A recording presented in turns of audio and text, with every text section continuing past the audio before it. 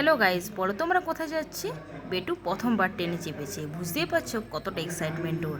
আর train থেকে নেমেই আমরা পৌঁছে গেছিলাম একটা মন্দিরে। মন্দির থেকে নেমে সোজা হোটেলের এটা হচ্ছে বেলকনি, লিফট, সরি গাইজ। তারপর এটা হচ্ছে বারান্দা থেকে আমরা চলে যাচ্ছি হচ্ছে সোজা রুমে।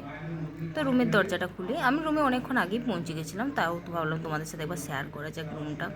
এই বেটু ঘুমিয়ে পড়েছে যেহেতু অনেক টায়ার্ড।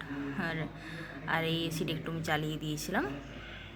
আসলে সবাই অনেক টায়ার্ড হয়ে এসেছি, ট্রেনটা এত লেট করলো কিছু বলার নেই।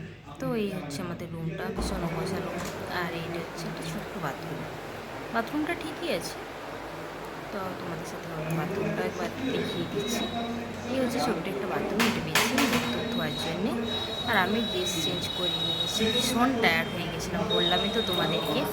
আর এটা হচ্ছে বাথরুমটা, ছোটো হলেও বেশ ভালো। কথা বলতে বলতে ভাবলাম চলুন খাবারটা চলে এসছে। এইটা হচ্ছে আমাদের হক্কা নুডলস, আর এসেছিলো হচ্ছে রুটি আর তড়কা। তারপর সকালে রুম থেকে বেরিয়েছি, আর রুমে এখানে চেকিং আউট হচ্ছে। ওর বাবা গেছে রিসেপশনে। এই হচ্ছে রুমের বাইরেটা, আর এটা হচ্ছে রিসেপশন। আর আমার বেটু কী করছে চলো দেখা যাক। বেটু তো পুরো ওর মাসির কোলে, কারণ ঘুরতে যাবে।